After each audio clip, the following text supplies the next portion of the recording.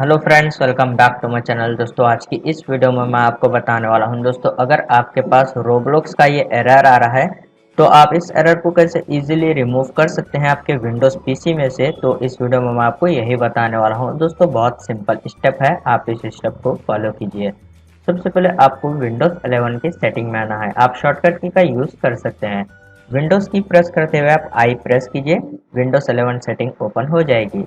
और आपको जो है यहाँ पर ऐप्स का ऑप्शन है, आप इस पर क्लिक कीजिए और यहाँ पर आपको ऐप्स एंड फीचर के ऊपर क्लिक कर देना है।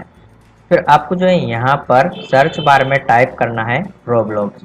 उसके बाद आप जो है रोब्लॉक्स एप्लीकेशन को यहाँ पर से थ्री डॉट्स पर क्लिक कीजिए, अनइंस्टॉल पर क्लिक कीजिए। उसके बाद आप यहाँ पर फिर से अनइंस्टॉल पर क्लिक कीजिए, रोब्लॉक्स एप्लीकेशन अनइंस्टॉल हो जाएगा।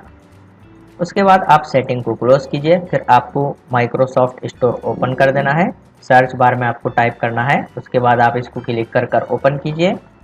उसके बाद आपको जो है यहाँ पर माइक्रोसॉफ्ट स्टोर के सर्च बार में आपको टाइप करना है रोब्लॉक्स। आप इसको क्लिक कर कर ओपन कीजिए। फिर आपको जो है यहाँ पर डाउनलोड का ऑप्शन आ जाएगा, तो आप इस पर क्लिक कर कर यहाँ पर डाउनलोड कीजिए इस तरीके से। उसके बाद आप माइक्रोसॉफ्ट स्टोर को क्लोज कीजिए। फिर दोस्तों आप अपने पीसी को एक बार रीस्टार्ट कीजिए, उसके बाद आप रोब्लॉक्स एप्लीकेशन ओपन कीजिए, प्रॉब्लम सॉल्व हो जाएगी।